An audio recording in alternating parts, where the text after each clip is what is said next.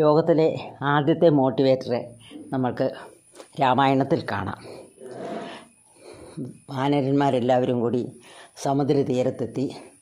ലങ്കയിലേക്ക് ചാടണം. 100 യോജന ചാടാനുണ്ട്.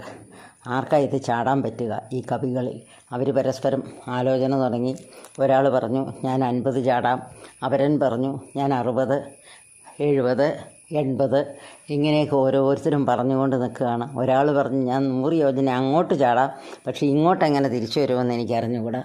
ഇങ്ങനെ അവരുടെ ആ ചർച്ചയൊക്കെ ഇങ്ങനെ കൂലങ്കഷമായി നടക്കുന്നു. ആ സമയത്ത് ഒരു വശത്ത് മാറി നമ്മുടെ ഹനുമാൻ നിൽക്കുകയാണ്. വേഗം ജാമ്പവാൻ ചെന്നിട്ട് ചോദിച്ചു, എന്താ ജഗൽപ്രാണനന്ദൻ ഇങ്ങനെ മാറി നിൽക്കുന്നത്?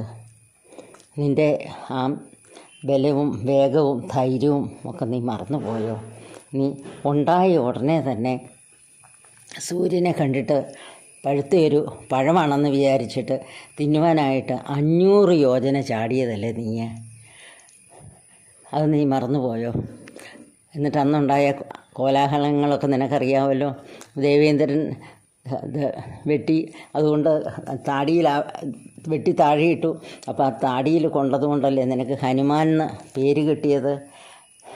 അപ്പോൾ പിന്നെ നിനക്ക് ഇതിന് വല്ല ബുദ്ധിമുട്ടുമുണ്ടോ? അതുകൊണ്ട് നീ ആലോചിച്ച് നോക്കൂ എന്താണ് വേണ്ടതെന്ന്.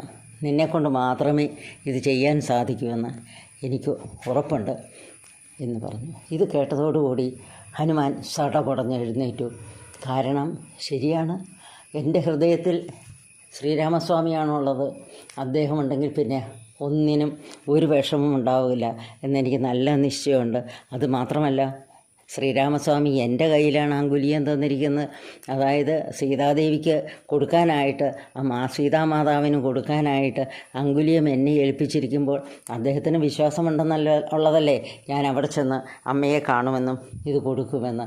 പിന്നെ എല്ലാവരോടും പറഞ്ഞു, നിങ്ങളാരും ഇനി ഒന്നും ചർച്ചയൊന്നും ചെയ്യേണ്ട, ഞാൻ തന്നെ ചാടി ലങ്കയിലെത്തി ദേവിക്ക് അങ്കുലിയം കൊടുത്തിട്ട് സംസാരിച്ച് കാര്യങ്ങളൊക്കെ പറഞ്ഞിട്ട് ഞാൻ തിരിച്ചു വരാം. നിങ്ങളൊക്കെ കണ്ടോളൂ, എൻ്റെ ആ ബലമൊക്കെ ഒന്ന് കണ്ടോളാനും പറഞ്ഞിട്ട് നേരെ ആ മഹേന്ദ്രാജലോപരി കയറി.